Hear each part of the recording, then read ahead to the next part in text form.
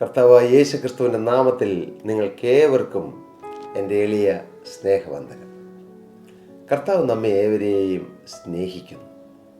കർത്താവായ യേശു ക്രിസ്തു നിങ്ങളെ അനുഗ്രഹിക്കും. കർത്താവായ യേശു ക്രിസ്തു നിങ്ങളുടെ പ്രാർത്ഥനകൾക്ക് മറുപടി തരും. ശുഭപ്രതീക്ഷ. നാം പ്രതീക്ഷയുള്ളവരാകണം. ജീവിതത്തിലെ ഇന്നത്തെ സാഹചര്യങ്ങളിലേക്ക് നോക്കി നിരാശപ്പെടുകയല്ല. കർത്താവ് എനിക്ക് ഒരു നല്ല കാലം തരും, ഒരു നല്ല കാലഘട്ടം എൻ്റെ ജീവിതത്തിൽ കർത്താവ് തുറന്നു തരും, ഒരു പുതിയ വാതിൽ എൻ്റെ മുമ്പിൽ തുറന്നു തരും. ഇന്നത്തെ അവസ്ഥകൾ മാറും. നാം അങ്ങനെയായിരിക്കണം. ശുഭപ്രതീക്ഷയുള്ളവരായിരിക്കണം. Positive thinking ഉള്ളവരായിരിക്കണം. ഇന്നത്തെ സാഹചര്യങ്ങളിലേക്ക് നോക്കി നിരാശപ്പെടുകയല്ല, വരാൻ പോകുന്ന ദൈവപ്രവൃത്തിയെ കണ്ട് ദൈവത്തെ സ്തുതിക്കണം. നിങ്ങളുടെ ജീവിതം മാറും പ്രിയരെ. ഞാൻ കഴിഞ്ഞ ദിവസം ഒരു സ്നേഹിതനോട് ഇപ്രകാരം പറഞ്ഞു, നാവിൻ്റെ അധികാരത്തിലാണ് ജീവനും മരണവും ഇരിക്കുന്നത്. നമ്മുടെ നാവ് കൊണ്ട് നെഗറ്റീവായിട്ട് ഒന്നും സംസാരിക്കരുത്. ചിലർ പറയും, അയ്യോ എനിക്ക് പ്രായമായി, മരിക്കാറായി. നോ, അങ്ങനെ പറയരുത്. പ്രായമായവരും അങ്ങനെ പറയരുത്. രോഗമുള്ളപ്പോൾ ഈ രോഗം ചിലപ്പോൾ ഞാൻ മരിച്ചു പോയിരിക്കും, അങ്ങനെ ചിന്തിക്കുക പോലും വരുത്. ഞാൻ മരിക്കുകയില്ല, ഞാൻ ജീവിച്ചിരുന്ന യഹോവയുടെ പ്രവൃത്തികളെ വർണ്ണിക്കും. അങ്ങനെ നാം പ്രതീക്ഷയോടെ പറയണം. രോഗം വരുമ്പോൾ എൻ്റെ യേശു എൻ്റെ രോഗം മാറ്റും. യേശുവിൻ്റെ അടിപ്പിണരാൽ എനിക്ക് സൗഖ്യം വന്നുമിരിക്കുന്നു.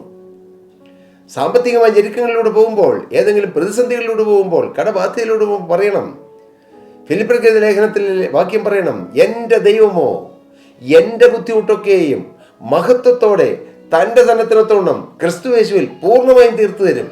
എൻ്റെ ജീവിതം മാറും, എൻ്റെ സ്ഥിതി മാറും, എൻ്റെ അവസ്ഥ മാറും, ഇന്നത്തെ എൻ്റെ സാഹചര്യങ്ങൾ മാറും, എൻ്റെ കർത്താവ് മാറ്റും, എൻ്റെ കർത്താവിന് അസാധ്യമായതൊന്നുമില്ല. ഇങ്ങനെ നിങ്ങൾ ശുഭ പ്രതീക്ഷയുള്ളവരും ശുഭകരമായ ചിന്തയുള്ളവരും ശുഭകരമായ വാക്കുകളുള്ളവരുമായി തീരൂ. നിങ്ങളതൊന്ന് പരീക്ഷിച്ചു നോക്കൂ. രാവിലെ എഴുന്നേറ്റ് 100 നെഗറ്റീവ് അല്ല പറയേണ്ടത്.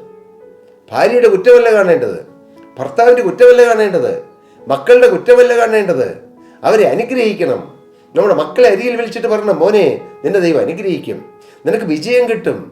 ഒരുപക്ഷേ നമ്മുടെ കുഞ്ഞുങ്ങൾ ഏതെങ്കിലും പരീക്ഷയിൽ തോറ്റുപോയോ, അവരെ നിരാശയിലേക്ക് തള്ളിവിടുകയല്ല. നീ അല്ലേലും പഠിക്കുകയല്ല, നീ തോറ്റുപോയുള്ളൂ, നീ എന്നാ പഠിച്ചത്, ഇങ്ങനെ പറഞ്ഞ് കുറ്റപ്പെടുത്തുകയല്ല. മോനെ സാരമില്ല, നിനക്ക് കർത്താവ് ജയം തരും. മോനെ നീ ജയിക്കും. കർത്താവിന് സ്തോത്രം. ഞാൻ വായിച്ചു, ഐസക് ന്യൂട്ടൺ ആണെന്നാണ് എൻ്റെ ചിന്ത. അതെയോ തോമസ് ആൽവ എഡിസൺ ആണോ എന്നോ ഞാൻ ഓർക്കുന്നില്ല. Yes, I think Thomas Alva Edison ആണെന്ന് തോന്നുന്നു.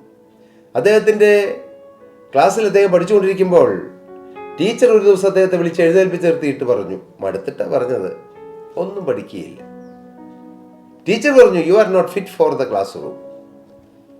നീ ഈ ക്ലാസ് റൂമിൽ ഇരിക്കാൻ കൊള്ളുകയില്ല. പിള്ളേരെല്ലാവരും കേട്ടു. പാവം അപമാനമായി. പാവം ഉള്ളിൽ കരഞ്ഞു, പുറമേയും കരഞ്ഞു. ടീച്ചർ ഇറക്കി വിട്ടു ക്ലാസ്സിൽ നിന്നും. ബാഗും തോളിലിട്ടുകൊണ്ട് ആ കുരുന്നു ബാലകൻ ആ ക്ലാസ് റൂമിൽ നിന്നിറങ്ങി, വരാന്തയിലിറങ്ങി, ആ മൈതാനത്തിലൂടെ നടന്ന് വീട്ടിലേക്ക് പോകാൻ തുടങ്ങുമ്പോൾ കുറേ കുട്ടികൾ അവിടെ കളിക്കുന്നു.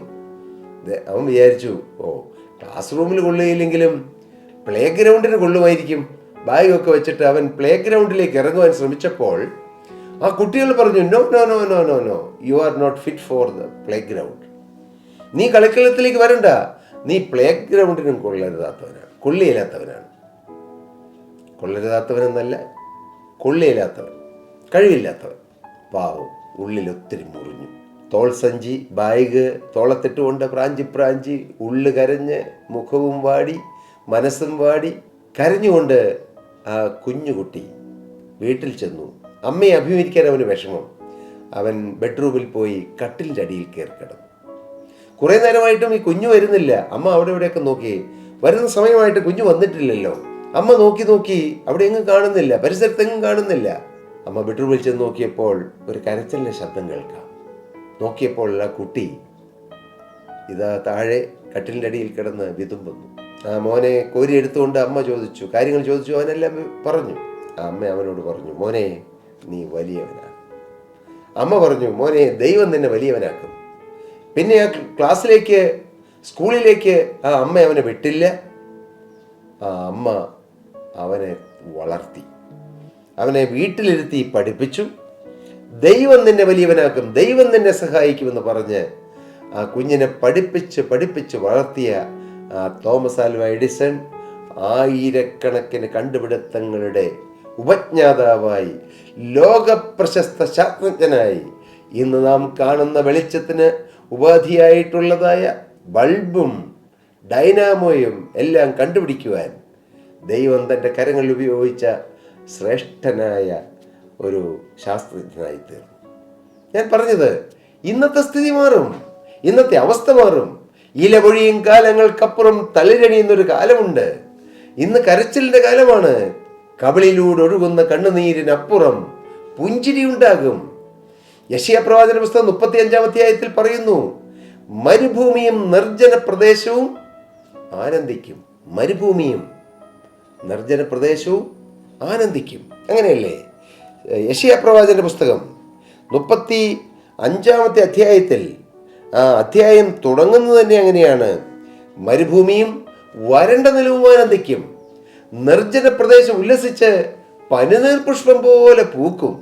അത് മനോഹരമായി പൂത്ത് ഉല്ലാസത്തോടും ഘോഷത്തോടും കൂടെ ഉല്ലസിക്കും. ലെബാനോന്റെ മഹത്വവും കർമ്മേലിന്റെയും ഷാരോന്റെയും ശോഭയും അതിന് കൊടുക്കപ്പെടും. അവർ യഹോവയുടെ മഹത്വവും നമ്മുടെ ദൈവത്തിന്റെ തേജസ്സും കാണും. അതുകൊണ്ട് നാം എന്ത് ചെയ്യണം? തളർന്ന കൈകളെ ബലപ്പെടുത്തുകയും കുഴഞ്ഞ മുഴങ്കാലുകളെ ഉറപ്പിക്കുകയും. മനോഭീതിയുള്ളവരാരെങ്കിലും ഉണ്ടെങ്കിൽ മനോഭീതിയുള്ളവരോട് നാം പറയണം, ധൈര്യപ്പെടുകയും, ഭയപ്പെടേണ്ട, ഇതാ നിങ്ങളുടെ ദൈവം. ആ ദൈവമാണ് എല്ലാം പ്രവർത്തിക്കുന്നത്. മരുഭൂമിയെയും വരണ്ട നിലത്തെയും ആനന്ദിപ്പിക്കുന്ന ഒരു ദൈവമുണ്ട്. മരുഭൂമി പോലെ ചുട്ടുവരണ്ടതായ അനുഭവത്തിലൂടെ, ഊഷരമായ മരുഭൂമിയിലൂടെ ഉഷ്ണക്കാറ്റേറ്റ് വാടിത്തളർന്ന ഒരു വ്യക്തിയാണോ മകനെ നീ? പ്രിയ യൗവനക്കാരി, നിന്റെ കൂടെയുള്ള കൂട്ടുകാരൻ നിന്നെ ചതിച്ച് നിന്റെ വിലപ്പെട്ടതെല്ലാം നഷ്ടപ്പെട്ടതുകൊണ്ടുള്ള വേദനയോടെ കഴിയുന്ന പ്രിയ മകളെ, പ്രിയ മകനെ, നിന്നോട് യേശു പറയുന്നു, ഞാൻ നഷ്ടപ്പെട്ടതെല്ലാം നിനക്ക് മടക്കിത്തരാം. നിന്റെ വിലപ്പെട്ട പണം, നിന്റെ വിലപ്പെട്ട ജീവിതം, നിന്റെ വിലപ്പെട്ട ചാരിത്രം നഷ്ടപ്പെട്ടോ? നിരാശപ്പെടേണ്ട, യേശു എല്ലാം മടക്കിത്തരുന്നവനാണ്. യേശുവിൻ്റെ കരങ്ങളിലേക്ക് കൊടുക്കണം. ഹല്ലേലൂയ. നിങ്ങൾ ശുഭ പ്രതീക്ഷയുള്ളവരാകുക. നിങ്ങളുടെ കടം മാറും പ്രിയരെ. നിങ്ങൾ എന്നും രാവിലെ മുഴങ്കാൽ മടക്കിയിട്ട് പറയണം, എൻ്റെ കടബാധ്യത മാറും. യേശു അതിന് വഴി തുറക്കും. എൻ്റെ ബുദ്ധിയിലോ ബാങ്ക് മാനേജറുടെ ബുദ്ധിയിലോ ഉദിക്കുന്നതല്ല. എൻ്റെ യേശു സർവ്വശക്തനാണ്, എൻ്റെ യേശു സർവ്വസമ്പന്നനാണ്, എൻ്റെ യേശു സർവ്വജ്ഞാനിയാണ്. പറയണം, നിങ്ങൾ ഓരോന്ന് പറയണം. സർവ്വസമ്പന്നനായ എൻ്റെ ദൈവം എൻ്റെ കടം മാറ്റിത്തരും. കർത്താവായ യേശുക്രിസ്തു സമ്പന്നനായിരുന്നു. കർത്താവായ യേശുക്രിസ്തു സമ്പന്നനായിരുന്ന യേശുക്രിസ്തു ദരിദ്രനായി തീർന്നു. എന്തിന്? നമ്മുടെ ദാരിദ്ര്യം മാറ്റുവാൻ. നമ്മുടെ കർത്താവായ യേശുക്രിസ്തു സമ്പന്നനായിരുന്നിട്ടും തൻ്റെ ദരിദ്രത്താൽ നിങ്ങൾ സമ്പന്നനാകേണ്ടതിന് നിങ്ങൾ നിമിത്തം ദരിദ്രനായി തീർന്ന കൃപ നിങ്ങൾ അറിയുന്നുവല്ലോ. അപ്പോസ്തലൻ പറയും.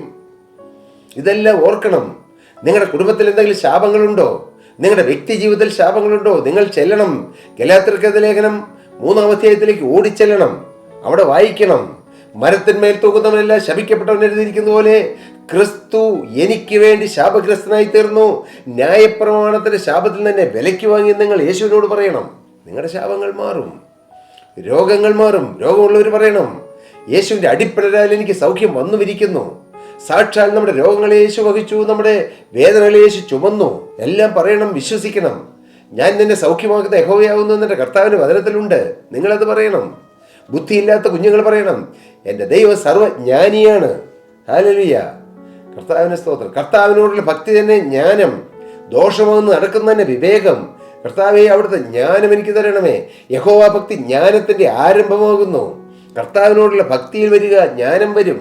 നിങ്ങളിൽ ഒരുത്തന് ജ്ഞാനം കുറവാകുന്നുവെങ്കിൽ ഫലസിക്കാതെ എല്ലാവർക്കും ഔദാര്യമായി കൊടുക്കുന്നവനായി ദൈവത്തോട് യാചിക്കട്ടെ, അപ്പോൾ അവന് ലഭിക്കും. അത് വിശ്വസിക്കുക, പ്രതീക്ഷിക്കുക. ഇങ്ങനെ നിങ്ങളുടെ ജീവിതത്തിൽ ഏതെല്ലാം പ്രതിസന്ധികളുണ്ടോ അതിന് എല്ലാം പരിഹാരമായുള്ള ദൈവത്തിൻ്റെ വചനം വെച്ച് നിങ്ങൾ പ്രാർത്ഥിക്കുക. വിടുതൽ കിട്ടും. മക്കൾ തെറ്റിപ്പോയോ? അവർക്ക് വേണ്ടി പ്രാർത്ഥിക്കൂ, കണ്ണുനീരൊഴുക്കൂ.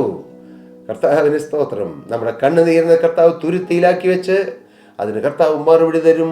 നമ്മുടെ മക്കളെ കർത്താവ് അനുഗ്രഹിക്കും. കർത്താവിന് സ്തോത്രം. എൻ്റെ പ്രിയപ്പെട്ടവരെ, ഇതൊന്നും ഒരു പ്രസംഗത്തിൻ്റെ വാക്കുകളായിട്ടല്ല ഞാൻ പറയുന്നത്. ഇതെല്ലാം എൻ്റെ ജീവിതത്തിലെ അനുഭവമായി കർത്താവ് കൃപയാൽ തന്നതുകൊണ്ടാണ് ഞാൻ പറയുന്നത്. ഇന്നും തന്നുകൊണ്ടിരിക്കുന്നു. എൻ്റെ ജീവിതത്തിലും നിങ്ങളെപ്പോലെ ഒരുപാട് ആവശ്യങ്ങളുണ്ട്. നിങ്ങളെപ്പോലെയും പല പ്രതിസന്ധികളിലൂടെ ഞാനും പോകുന്നുണ്ട്.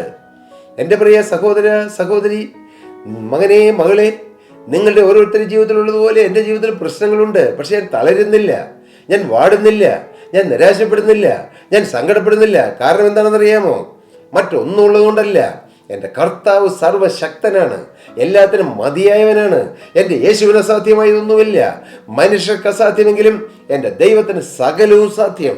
ഞാൻ വിശ്വസിക്കുന്നു. കൃപയാൽ ആ വിശ്വാസം കർത്താവ് എനിക്ക് തന്നിരിക്കുന്നു. അതും ദാനമാണ്. എൻ്റെ പ്രിയരെ, നിങ്ങൾ തളർന്നു പോകരുത്, വാടിപ്പോകരുത്, നിരാശപ്പെട്ടു പോകരുത്. ആത്മഹത്യയെക്കുറിച്ച് ഒരിക്കലും ഞങ്ങൾ ചിന്തിക്കരുത്. ആത്മഹത്യ ഒരു വിഷയത്തിനും പരിഹാരമല്ല. പുതിയൊരു വലിയ വിഷയം നിങ്ങളുടെ ജീവിതത്തിൽ കൊണ്ടുതരും. നിത്യ നരകമെന്ന ആ വലിയ നിത്യയാതന നിങ്ങളുടെ ജീവിതത്തിൽ കൊണ്ടുതരുന്നതാണ് ആത്മഹത്യ. ഒരിക്കലും ചിന്തിക്കരുത്. ദൈവം തന്ന ആത്മാവിനെ നശിപ്പിച്ച് കളയരുത്. ദൈവം തന്ന ശരീരത്തെ നശിപ്പിക്കരുത്. ദൈവം തന്ന ജീവിതത്തെ നശിപ്പിക്കരുത്. ജീവിതം സംശുദ്ധമായി കാക്കൂ. യേശുവിന് വേണ്ടി ജീവിതം വേർതിരിക്കൂ. യേശുവിൻ്റെ കരങ്ങളിലേക്ക് നിങ്ങളുടെ ആയിരിക്കുന്ന അവസ്ഥയിൽ കൊടുക്കൂ. എൻ്റെ യേശു എൻ്റെ ജീവിതം മാറ്റും, എൻ്റെ സ്ഥിതി മാറ്റും, എൻ്റെ ഇന്നത്തെ അവസ്ഥ മാറ്റും, എൻ്റെ കുടുംബത്തെ മാറ്റും, എൻ്റെ സാമ്പത്തിക അവസ്ഥ മാറ്റും. എനിക്കൊരു ജോലി തരും, എൻ്റെ കാര്യം കർത്താവ് ഏറ്റെടുക്കും, എനിക്കൊരു നല്ല വിവാഹ ജീവിതം തരും. ഇങ്ങനെ നിങ്ങൾ ശുഭപ്രതീക്ഷയോടെ കർത്താവിൻ്റെ സന്നിധിയിൽ നിങ്ങൾ ജീവിതം സമർപ്പിച്ച് പ്രാർത്ഥിക്കൂ. കർത്താവ് നിങ്ങളെ അനുഗ്രഹിക്കും. കർത്താവ് നിങ്ങളെ വളർത്തും. Hallelujah, hallelujah. ഞാൻ ആശംസിക്കുകയാണ്. ഞാൻ നിങ്ങൾക്ക് വേണ്ടി പ്രാർത്ഥിക്കുകയാണ്.